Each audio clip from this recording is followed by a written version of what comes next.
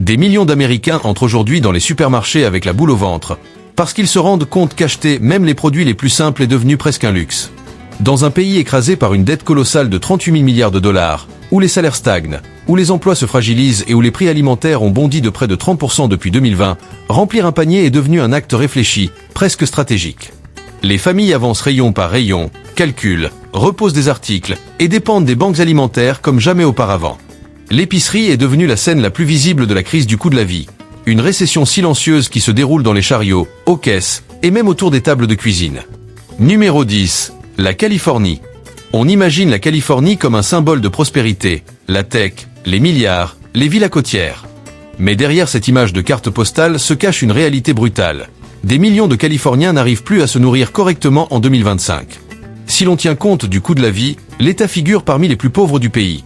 Près de 18% des habitants, soit plus de 7 millions de personnes, peinent à couvrir leurs besoins essentiels. Et un simple passage en supermarché le confirme. À Los Angeles ou dans la baie de San Francisco, une sortie grosserie dépasse facilement les 150 à 2 cents dollars, même pour des achats modestes. Le lait qui coûtait 2,99 $ est passé à 5,49 $. Une boîte d'œufs, autrefois à 1,50 $, tourne désormais autour de 4 $. Viande, légumes, fruits. Pratiquement tout a pris 25 à 40% en 4 ans. Le problème ? Les dépenses de base consument déjà presque tous les revenus. Le loyer médian dépasse 2 750 $. L'essence reste au-dessus de 5 $ le gallon.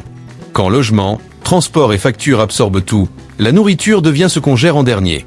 Les banques alimentaires tirent la sonnette d'alarme. La demande a explosé de 60 à 80% comparé à l'avant-pandémie.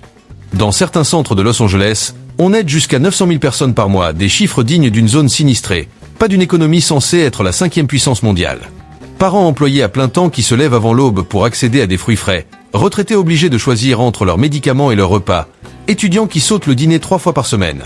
Et ce n'est plus seulement les ménages à faible revenu, la classe moyenne s'effondre elle aussi. Enseignants, infirmiers, chauffeurs, employés de bureau, tous découvrent la dureté du rayon alimentaire. On achète moins de viande. On abandonne les marques habituelles. On bricole les recettes pour tenir un jour de plus. On se raconte que ça ira mieux, même si les prix ne baissent jamais. La Californie est devenue un avertissement. Un État riche, dynamique, plein d'industries florissantes, où malgré tout, des millions de gens n'ont plus les moyens de remplir un chariot. Et si ça se produit ici, qu'est-ce que ça annonce pour le reste du pays ? Numéro 9. Le Nevada. Le Nevada, c'est l'image des néons, du mouvement, des casinos et du rêve permanent. Mais pour ceux qui y vivent réellement, le décor est bien moins glamour. Derrière les spectacles et les hôtels de luxe se cache l'une des crises du coût de la vie les plus inquiétantes des États-Unis. Depuis 2020, les prix alimentaires ont bondi de plus de 25%. Pendant que les rayons deviennent hors de prix, les salaires, eux, stagnent. Résultat, dans les supermarchés, les familles sortent la calculatrice pour déterminer ce qu'elles peuvent acheter et ce qu'elles devront laisser. Le problème est structurel. L'économie du Nevada repose sur le tourisme, les petits boulots et les emplois du service, souvent payés entre 13 et 18 $ de l'heure, très loin du nécessaire pour couvrir le loyer, l'essence et la nourriture. Même les foyers autour de 50 000 à 55 000 $ par an s'enfoncent financièrement. Les données fédérales le confirment. 44% des ménages du Nevada disent avoir du mal à payer les dépenses essentielles, l'un des pires taux du pays.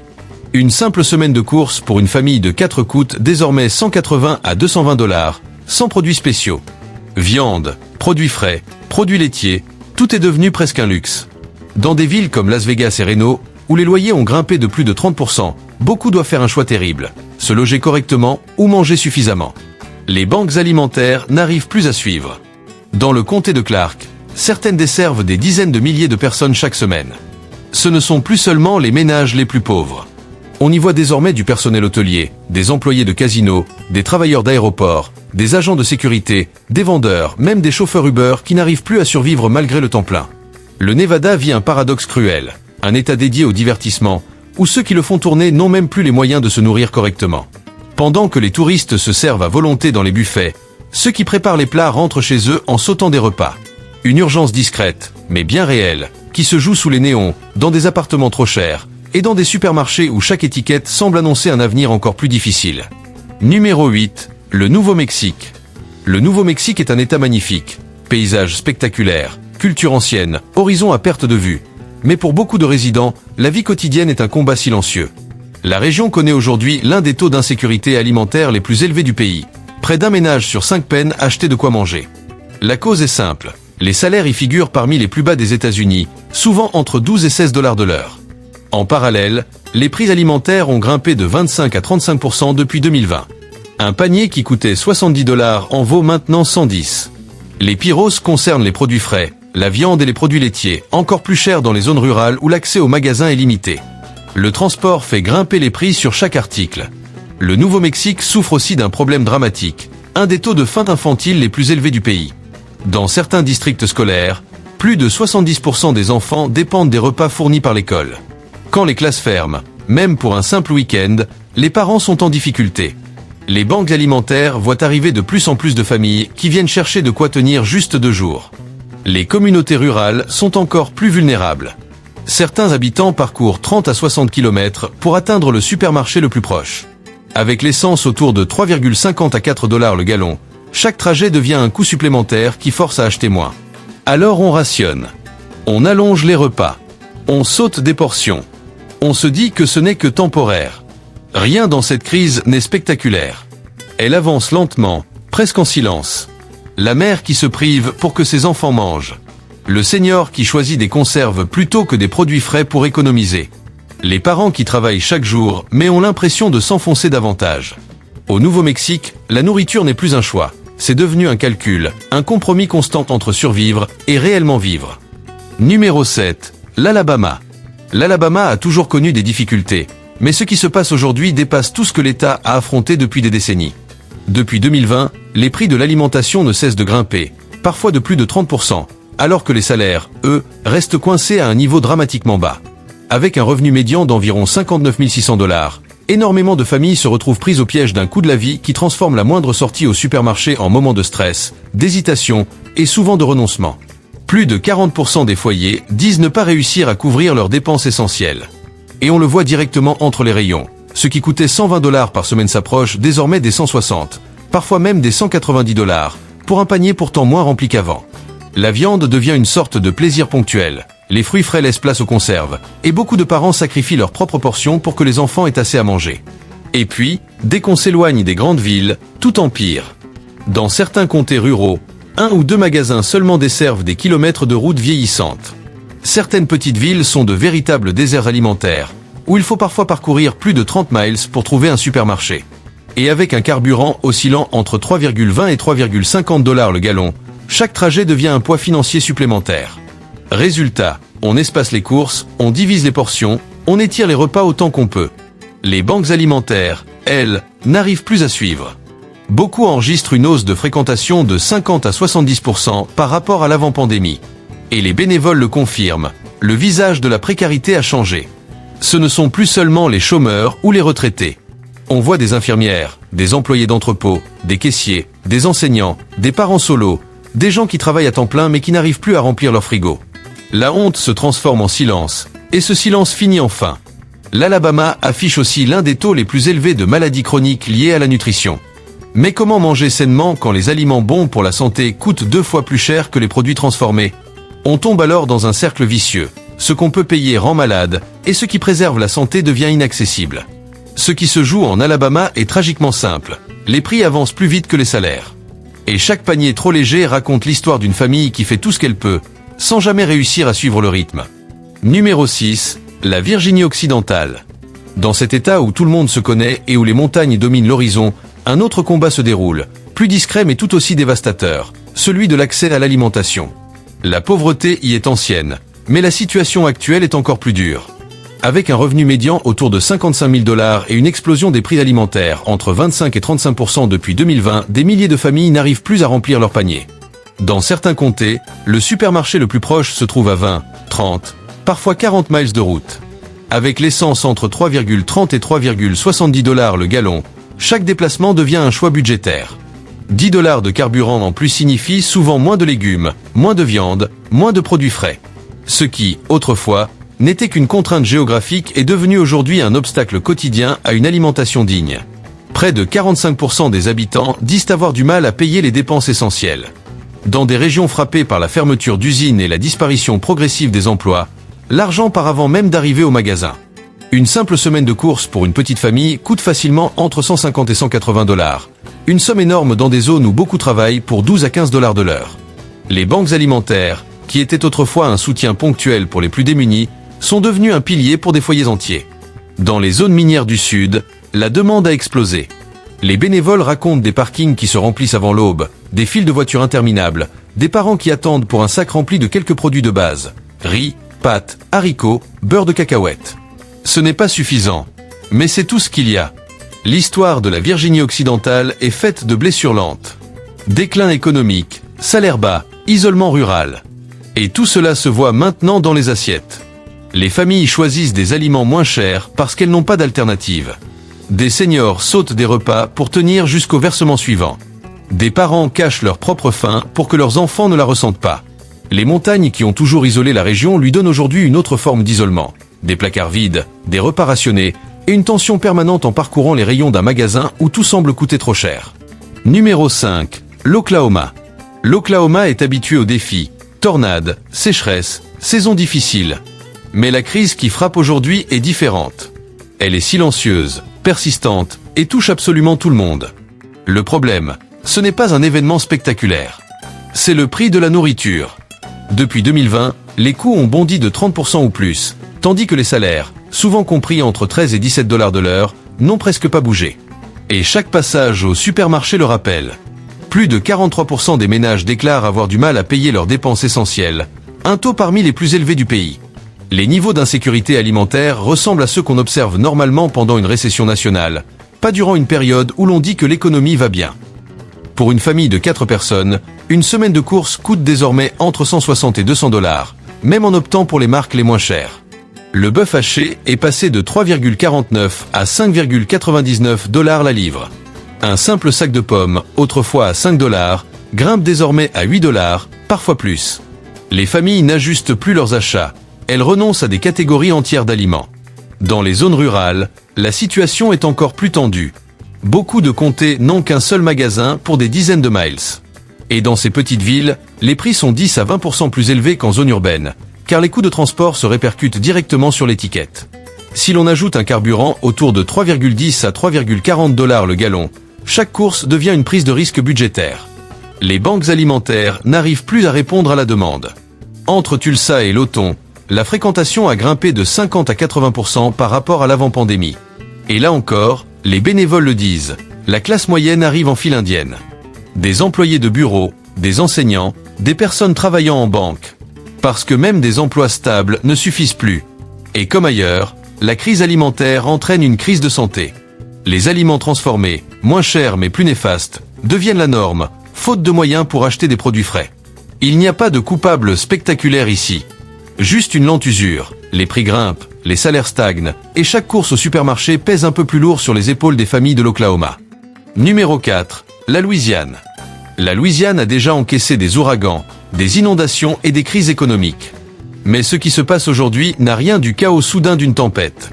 C'est plus discret, et pourtant bien plus étendu. Le constat est dur. L'État affiche désormais l'un des taux de pauvreté les plus élevés du pays. Près d'un habitant sur 5 vit sous le seuil de pauvreté. Et quand on ajoute l'explosion du prix des courses, entre 30 et 40% d'augmentation depuis 2020, on obtient une situation où des millions de personnes se battent chaque jour pour remplir leur frigo. Dans des villes comme la Nouvelle-Orléans, Bâton Rouge ou Shreveport, l'addition au supermarché atteint des niveaux intenables. Même en achetant les marques les moins chères, un panier banal dépasse facilement les 170 à 220 $. Les fruits et légumes deviennent un luxe. Certaines viandes ont carrément doublé de prix. Les familles étirent les repas plus longtemps que prévu, réduisent les portions, et beaucoup de parents sautent un plat en silence pour que leurs enfants aient assez. Et en dehors des villes, c'est encore pire. Les zones rurales de Louisiane font partie des régions les plus touchées du pays. De nombreux comtés sont considérés comme des déserts alimentaires. Pour trouver un vrai supermarché, certains doivent parcourir 20, 40, parfois 50 miles.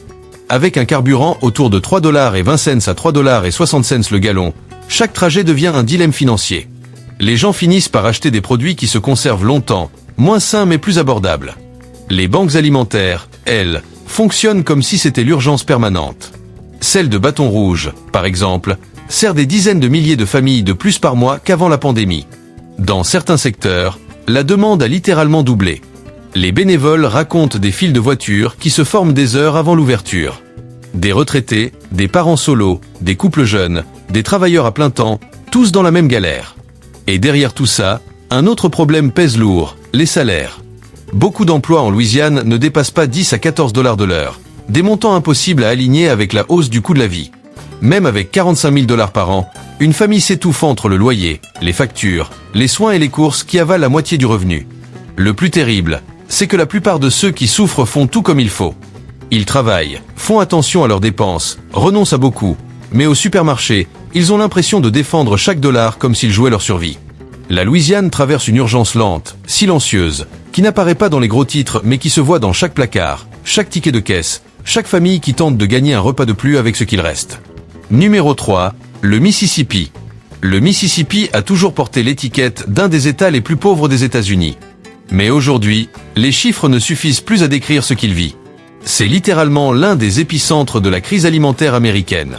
L'État cumule l'un des taux de pauvreté les plus élevés, et encore plus inquiétant, la plus grande part de revenus dépensés simplement pour se nourrir. Même si les prix des produits alimentaires y sont légèrement plus bas que dans d'autres régions, cela n'a plus aucune importance. Les salaires sont bien trop faibles pour suivre. Un foyer moyen gagne environ 52 000 $ par an, l'un des niveaux les plus bas du pays. Avant 2020, c'était déjà fragile. Mais après une inflation alimentaire de 30 à 40%, ce revenu ne tient plus du tout. Les familles dépensent désormais 20 à 25% de leur salaire rien que pour manger 2 fois la moyenne nationale. Pour une famille de 4, une semaine de courses atteint facilement 150 à 180 $. Et ça, c'est avant l'essence, l'électricité, le loyer et les soins médicaux. Dans certains comtés, un foyer sur 4 ne parvient plus à avoir suffisamment de nourriture de manière régulière. Les banques alimentaires sont submergées. La Mississippi Food Network, qui aidait déjà énormément de gens avant la pandémie, fait face à des files interminables. Les bénévoles racontent que certaines voitures arrivent quasiment à sec, avec juste assez d'essence pour faire l'aller-retour. Dans les zones rurales, la pression est encore plus forte. Certains villages n'ont qu'un seul magasin. D'autres dépendent de stations-service où les prix sont plus élevés et les produits frais quasi inexistants. Faire les courses peut demander 20 à 30 miles de route, ce qui ajoute 10 à 15 $ d'essence à un budget déjà étouffé. Les conséquences sont déchirantes. Des parents qui allongent le lait avec de l'eau. Des personnes âgées qui sautent le dîner pour économiser. Des enfants qui apprennent à dire qu'ils n'ont pas faim quand le frigo se vide. Ce ne sont pas des exceptions. Ce sont des scènes quotidiennes. Le Mississippi n'affronte pas seulement une crise alimentaire. C'est l'avertissement le plus brutal de ce qui pourrait arriver ailleurs. Ici, les salaires ont stagné bien avant que les prix ne flambent. Et l'État montre ce qui arrive quand une population entière est laissée en arrière dans le pays le plus riche du monde. Numéro 2, l'Arkansas. L'Arkansas détient aujourd'hui un triste record. C'est l'État avec le plus haut taux d'insécurité alimentaire du pays. Près de 19% des foyers manquent de nourriture, près d'une famille sur 5. Et ce n'est pas un pic passager. C'est une crise profonde, enracinée, qui dure depuis des années. Les revenus y sont autour de 54 000 $ en moyenne, bien en dessous du niveau national. Et comme partout, les prix des courses ont bondi de plus de 30% depuis 2020. Résultat, des milliers de foyers glissent régulièrement vers la faim.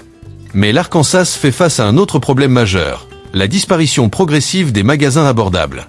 Grand nombre de régions sont devenues des déserts alimentaires, où acheter des fruits frais peut demander des dizaines de miles.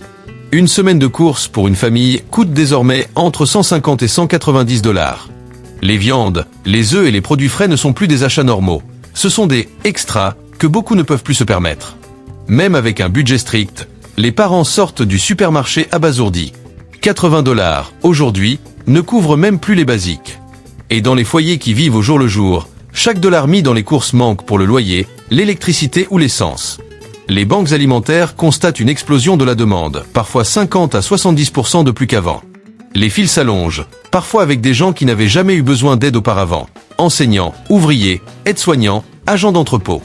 Des travailleurs qui font tout ce qu'ils peuvent, mais qui terminent la semaine sans savoir comment remplir l'assiette du lendemain. Dans les zones rurales, c'est le parcours du combattant. Certains doivent rouler 25 à 40 miles, ce qui ajoute 10 à 15 $ d'essence par trajet. D'autres n'ont accès qu'à des petites supérettes, chères et mal fournies.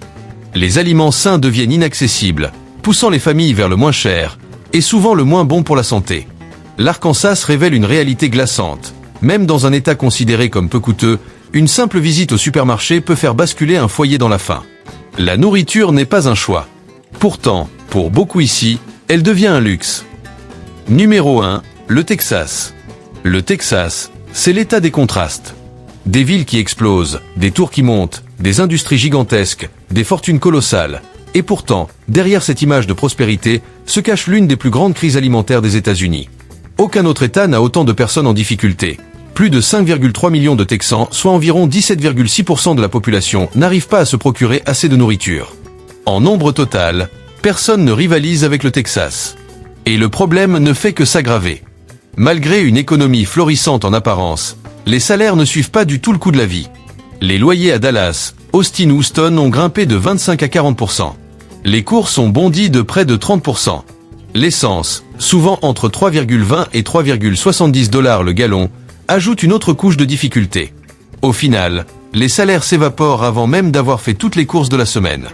Une famille de 4 personnes dépense désormais entre 160 et 200 $ par visite au supermarché. Et dans un état où des millions de gens gagnent entre 12 et 18 $ de l'heure, ces montants deviennent écrasantes. Pour tenir, beaucoup réduisent les protéines, renoncent aux fruits et légumes et se rabattent sur les aliments transformés moins chers. Chaque passage en caisse devient un exercice mental. Choisir, renoncer, culpabiliser. Les banques alimentaires du Texas, elles, sont submergées. Le Houston Food Bank, l'un des plus gros du pays, aide plus d'1 million de personnes par mois. Dans le nord du Texas, la demande a explosé de près de 40% depuis l'avant-pandémie. Les bénévoles voient des parkings se remplir des heures avant l'ouverture. Et ce ne sont pas seulement les foyers aux faibles revenus. De plus en plus de travailleurs de la classe moyenne viennent chercher de l'aide. Enseignants, chauffeurs-livreurs, employés médicaux, vendeurs, etc. Dans les zones rurales, la situation est encore plus rude. Certains comtés n'ont même plus de vrais supermarchés. Les habitants doivent parcourir 40 à 60 miles aller-retour pour faire leurs courses. Ce seul trajet peut coûter 15 à 20 $ de carburant. La contradiction est terrible. Un État immensément riche, rempli d'entreprises qui prospèrent, et pourtant, des millions de personnes n'arrivent pas à se nourrir correctement. Des quartiers en plein essor entourés de banlieues où des familles sautent des repas. Le Texas ne fait pas face à une simple hausse des prix. Il vit une crise humanitaire silencieuse, massive et visible pour quiconque regarde de près.